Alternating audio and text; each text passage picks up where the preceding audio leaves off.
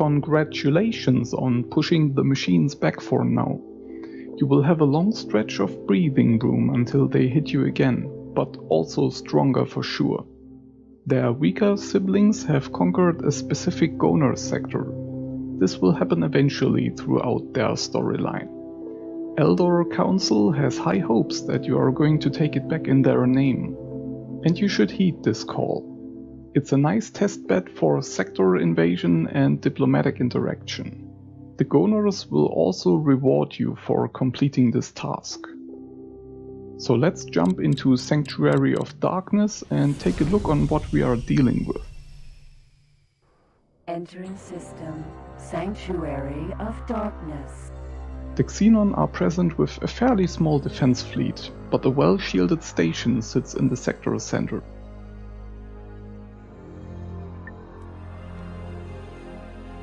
Xenon Station. To take that out, you will need a small fleet of your own. West. Argon Biotransporter. After an OCV invasion, the pressure on you usually decreases.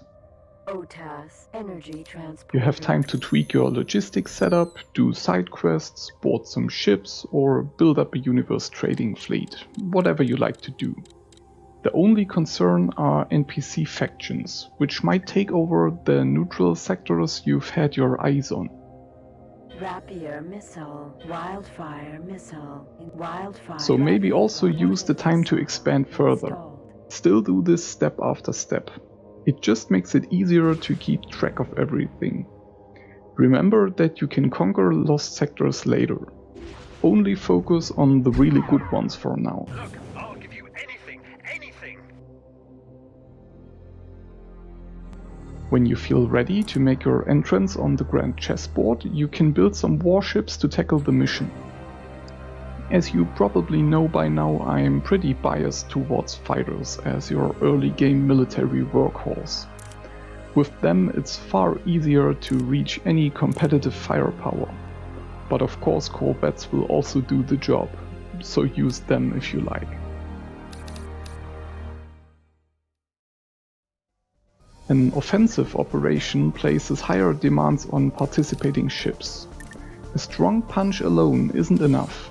They also need to be able of quick deployments and relocation, which means they need a jump drive or have to be transported by a carrier. Building carriers will force you to divert resources and money away from pure combat ship production. Keeping them safe and running can also cause some major headaches and possibly occupy a lot of your time. We will use them later with a more sophisticated approach. In the early game I recommend using jump drives on all individual ships instead. Even the smallest ones get a jump drive out of the box when rolling from the assembly line. Jumping individual ships around will burn a lot of fuel compared to carriers, but I think it's still worth it for reduced hassle and entry cost. The furthest jump you can make from one end of the game world to another crosses roughly 40 sectors. So any ship that carries fuel for 40 jumps can reach nearly all destinations in the game world. If it's also stationed somewhere in the center of the map, it can even do the return trip.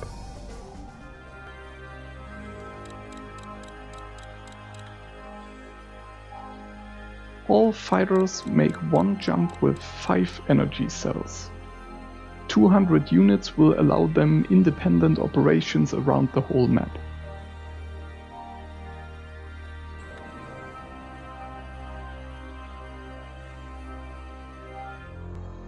But you can always refuel them in the field by using a transporter device and the supply command software.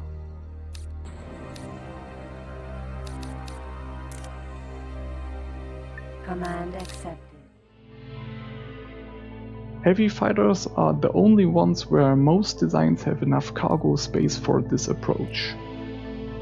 If you place a station exactly at the sector center, ships with a quantum jump gate extension will be able to dock instantly.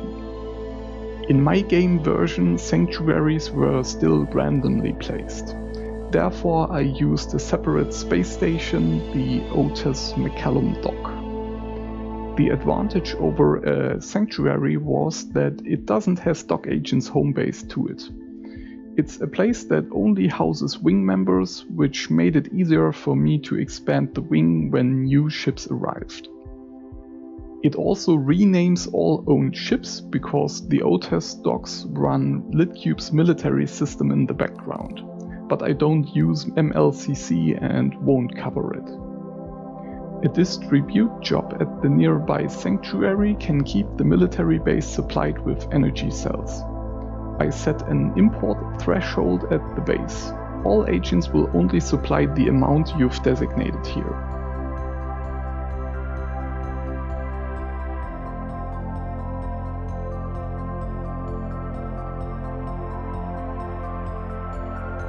The advantage of using a sanctuary as home base would be the ability to easily repair your ships if you have the hangar perk. I didn't repair those fighters and only replaced their losses. This also worked well. I would occasionally repair them manually when they were in proximity to my shipyard, but only rarely because the whole wing uses a lot of jump fuel. Choose whichever system you like the most. We will eventually set up a second shipyard in the middle of the map and use a fully automated repair method. The template feature I showed you in the last episode makes it easy to produce a large amount of ships.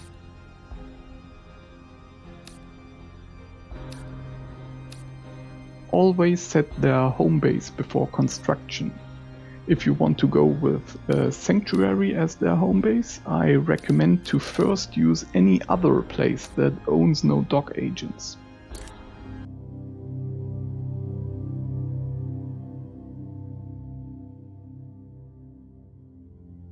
When your future wing ships are finished, use the owned ships list of the home base to add them to your desired wing.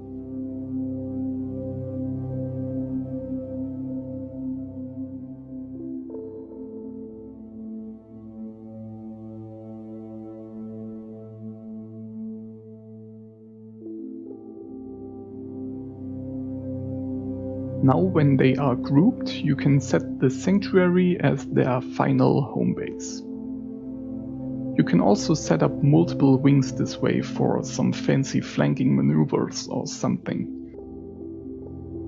The game could really use some map controls like double-click selecting all ships of a certain type. But this console is all we have to group many ships.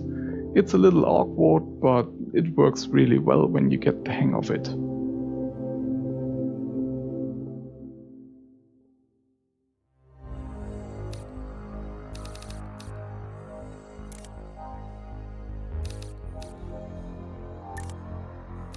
The Wing command console gives you multiple ways to issue orders.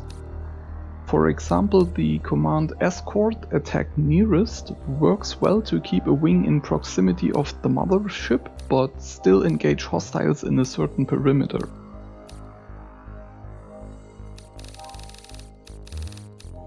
You can play around now, test various commands and get familiar. You can also assume direct control with various new wing hotkeys.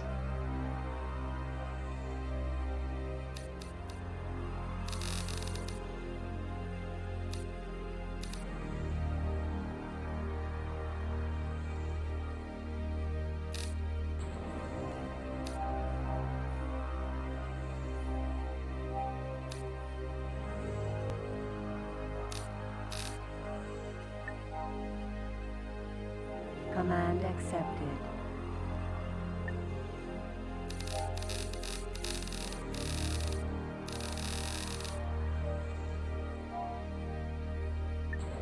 This is especially useful when you only have to face a modest number of enemies, like in this mission.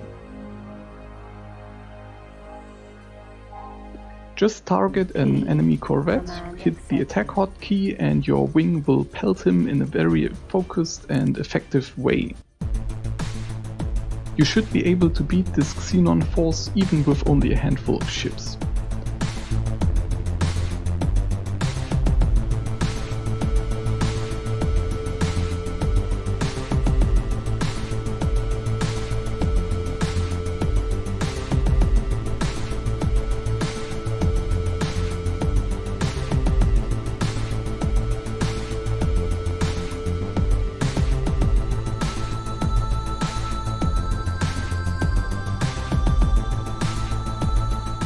When your fleets start to get more numerous, you are going to want more automated control solutions.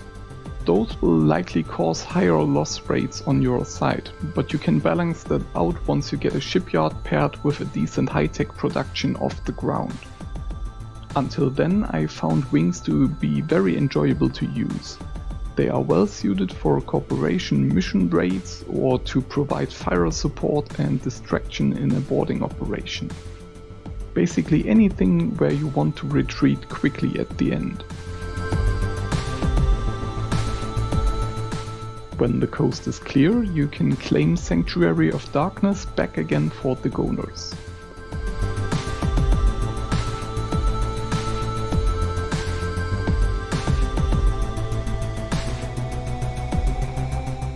Now you will be their rockstar, so next time we can invade in style. Additionally, we will check out NPC battle groups, shipyards, and how their invasions actually work. So stay tuned.